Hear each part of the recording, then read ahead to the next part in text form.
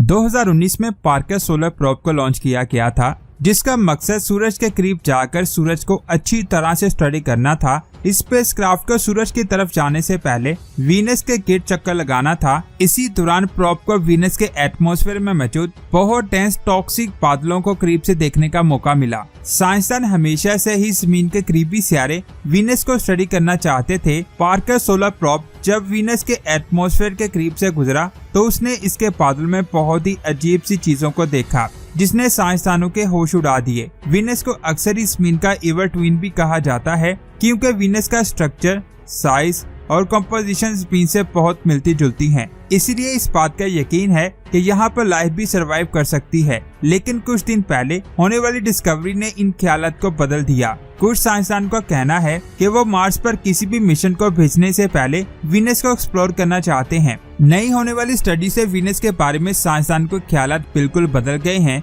आखिर साइंसदानों ने वीनस के अंदर क्या देखा, ये अमेजिंग इन्फॉर्मेशन आप जानोगे आज की इस वीडियो में, तो पूरी वीडियो वॉच कीजिएगा। और आप देख रहे हैं स्पेस वर्ल्ड। वीनस बहुत सी चीजों की वजह से जमीन से बहुत मिलता जुलता है, लेकिन एक ही टाइम में ये जमीन से बहुत मुख्तलिफ भी है। सबसे पहली बात ये कि वीनस सूरज के बहुत ज्यादा करीब है, इसलिए ये बहुत ड्राई है और इसका मास भी वोल्केनिक है। इसका एटमॉस्फेयर बहुत डेंस बादलों से भरा हुआ है। यहाँ पर सल्फ्यूरिक एसिड की बारिश होती है। वीनस की सरफेस का एवरेज टेम्परेचर 470 डिग्री सेल्सियस है। इतने गर्म टेम्परेचर में कोई भी चीज आसानी से पिघल सकती है। इसी तरह के एटमॉस्फेयर में किसी भी तरह की लाइफ का होना नामुमकिन है। हो सकता है कि सरफेस पर ना सही वीनस में किसी और जगह पर लाइफ सरवाइव कर सकती हो। 2020 में साइंसदानों ने एक बहुत ही हैरानकुन डिस्कवरी की। उन्होंने वीनस की सरफेस से फोस्फाइन को फाइंड किया था। सुनने में फोस्फाइन दूसरे नेचुरल कंपाउंड्स की तरह लग रही है, लेकिन इसकी एक खास बात है। अगर हम जमीन पर इसकी मौजूदगी की बात करें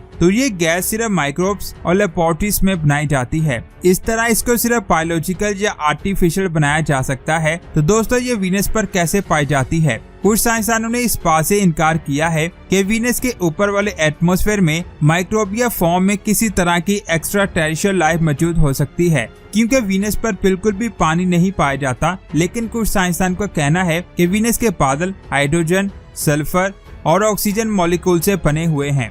इलेक्ट्रोलाइसिस के जरिए हाइड्रोजन और ऑक्सीजन के मॉलिक्यूल्स को मिलाकर पानी बनाया जा सकता है। लेकिन दोस्तों, ये जानने के लिए कि क्या वाकई में वीनस में फोस्फाइन मौजूद है, इसके लिए वीनस के एटमॉस्फेयर को ज्यादा डिटेल से स्टडी करने की जरूरत है। पिछले कुछ सालों से इंसान चांद और मार्स की सतह पर कदम रखने की कोशिश कर रहा है। इन सितारों पर जाकर रहना इंसानों के लिए बहुत बड़ा चैलेंज है। यही वजह है कि साइंसदान वीनस को कॉलोनाइज करना चाहते हैं। मून और मार्स के बरक्स वीनस की ग्रेविटी जमीन से बहुत मिलती है और इसके अलावा वीनस मार्स की निस्बत जमीन से ज्यादा करीब है। लेकिन दोस्तों, वीनस की सरफेस पर रहना किसी तरह भी मुमकिन नहीं है। वीनस के लोअर एटमॉस्फेयर में कार्बन डाइऑक्साइड पाई जाती है, जो सियारे को बहुत ज्यादा गर्म बना देती है। वीनस की सतह पर खड़ा उसी तरह होगा कि हम जमीन पर ओशन के नीचे 3000 फीट की गहराई में खड़े हैं। यहाँ सोचने की बात यह है कि इस सब के बावजूद भी साइंसदान यहाँ पर क्यों जाना चाहते हैं? इस सवाल का जवाब वीनस की ऊपर वाली सरफेस में मौजूद है। वीनस की सतह से 30 मील ऊपर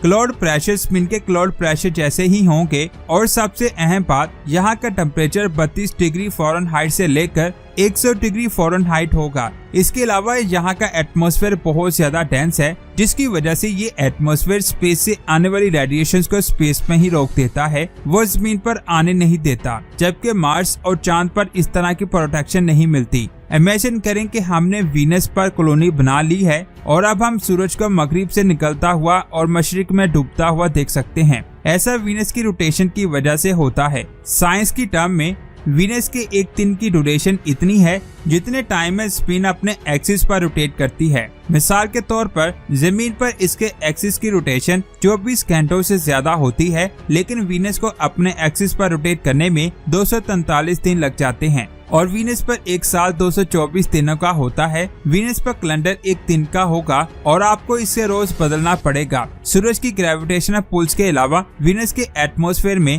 थंडरस्टॉर्म भी टाइम को अजीब बनाते हैं। अगर आप किसी तरह से वीनस पर सरवाइव कर लेते हैं तो आप टाइम के बारे में हमेशा से कंफ्यूज रहेंगे। हर रात सोने से पहले आपकी उम्र 1 साल ज्यादा हो चुकी होगी। पार्कर सोलर प्रोब ने रिवील किया है कि रात को आसमान में भी वीनस का टेम्परेचर 800 डिग्री फ़ारेनहाइट होता है और इसकी जमीन से गर्म आयरन निकलता रहता है। प्रोब ने वीनस की जो तस्वीरें ली हैं वो देखने में बहुत खतरनाक लग रही हैं। उस इमेज में देखा जा सकता है कि वीनस की सरफेस जमीन के कॉन्टिनेंट से मिलती जुलती है। इन लैंड मासेस को स्टडी करने से हम जमीन के लैंड मासेस के बारे में बहुत कुछ जान सकते हैं और ये भी जान सकते हैं कि हमारे सोलर सिस्टम में सितारे कैसे बने थे। जमीन और वीनस में फर्क इतना है कि वक्त गुजरने के साथ साथ हमारी स्पिन ठंडी होती गई, जबकि वीनस वक्त के साथ साथ बहुत गर्म होता गया। इसी वजह से वीनस की मदद से इनर सोलर सिस्टम को बहुत अच्छे तरीके से समझा जा सकता है। पार्कर सोलर प्रोब से पहले वीनस के स्टॉर्मी क्लाउड्स साइंसदानों के लिए बहुत बड़ा चैलेंज थे। आज ये सितारा अपने स्टॉर्म क्लाउड्स की वजह से जाना जाता है, लेकिन साइंसदानों को ऐसा लगता है कि वीनस के बादल की स्पीड हमेशा एक पुरअसरार राज रहेगी। जापान के एक स्पेसक्राफ्ट ने इस बात को जानने में मदद की है कि वीनस क्यों अपने सरफेस से 60 गुना ज्यादा तेजी से घूमता है। साइंसदान का कहना है कि वीनस की super rotation, solar heating, drive thermal tides, planetary waves और एटमॉस्फेरिक प्रेशर की वजह से मेंटेन रहती है। ये एक तरह से वेव का ब्लेंड है जो पास मौजूद हर चीज को अपनी लपेट में ले लेता है। साइंसदानों ने यह भी डिस्कवर किया है कि वीनस की सुपर रोटेशन सितारे के टेम्परेचर को इक्विलिब्रियम करने में भी मदद देती है। अगर हम वीनस को कॉलोनाइज करना चाहते हैं तो ये बात हमारे लिए बहुत मददगार साबित होगी। आप वैसे इसके बारे में क्या कहते हैं, नीचे कमेंट्स करके जरूर बताएं। वीडियो अच्छी लगी तो लाइक करने के साथ साथ इसे आगे भी शेयर करें। मिलते हैं एक और अमेजिंग वीडियो में। अपना बहुत सारा ख्याल रखें। अल्लाह हाफिज।